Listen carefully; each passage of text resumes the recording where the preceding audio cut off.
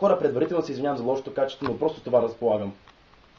I'm too sexy for my shirt, too sexy for your love, love, love. Здравейте хора, аз съм Начо и този път ще направя влог, т.е. ще говоря много по-дълго пред камера, няма да правя толкова скетчове, колкото принципно правя, може дори да не направя скетч. И то ще е пак зашиваните в Facebook статуси. Имам такъв клип, но той беше главно за доколко да се направя някой друг скетч. Този ще бъде колкото да изразя собствено мнение, което принципно не обичам да правя, но имам канал в YouTube и това се прави принципно, нали? Да.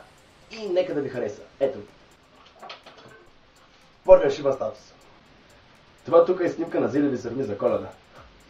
И това всъщност е яко. Обичам зелеви сърми. Всъщност не.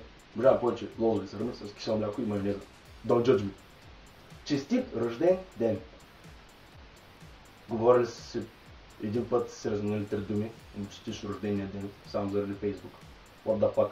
Честит имен ден. Също, което казах преди малко. Харесай, ще пиша.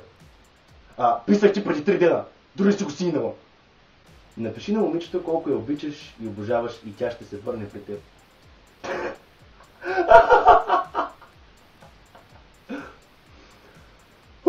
Не. Не ми се занимава с вас, защото само говорите с простоти за хора, с които после купонясвате.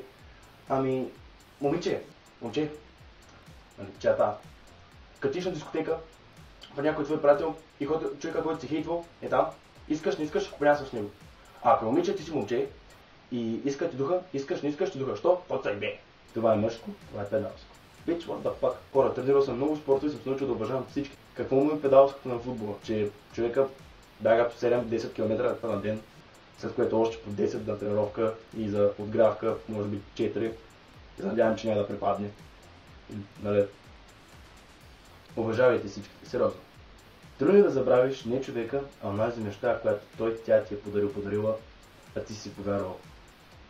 Това всъщност е истина. При по-младите забелязах една интересна тенденция, където първо харесват статуса, след което качат снимка за всичките им приятели, които са харесали статуса и след това пишат коментирайте кой да махна първи, кой да махна втори, кой да махна трети и накрая ще ме полита. По-шибан начин да си избиете тъпите комплекси нямате ли? 7 милиарда хора на земята, а аз съм още необвързан. Що да не споделя такъв шибан статус, показвайки колко съм необвързан и със сигурност това ще ми подобри любовния живот. Тази година ще се променя. Както го направи миналата година, нали? Атанаси, спри да правиш клипчета. И би си майка. Това е който си иска му е. Ако вече четеш това, не можеш да спреш, защото майка ти ще почине след 3 дена и трябва да го споделиш на 10 твои близки приятели. Няма да го направи, това е пълната потия. Мале, писнало ми от тези хора, които тръгват за 1-2 седмици. Не им се е получило, тя знам този. Не е твоя работа, може би. Вече сме 2016 година. Да.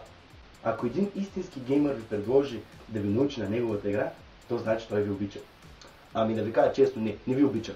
Просто е заинтригуван от вас, иска да ви привлече вниманието и да имате някакви общи неща. Ако тя вече играе на играта и знае как да играе на играта,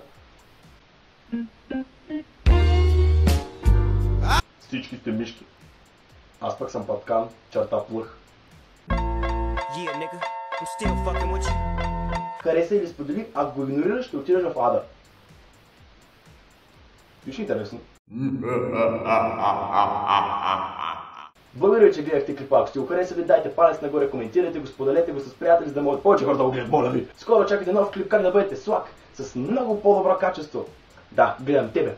50 левова камера. И ето нещо ново в канала ми. Накрая на всеки клип ще ви задам въпроси и бих искал вие да отговорите долу в коментарите. Както може да оставите някои други предизвикателства. Някой път мога да направя клип с предизвикателства. Може би. Да. Първият въпрос е: коя е най-откачената сучка, която сте имали? Чао!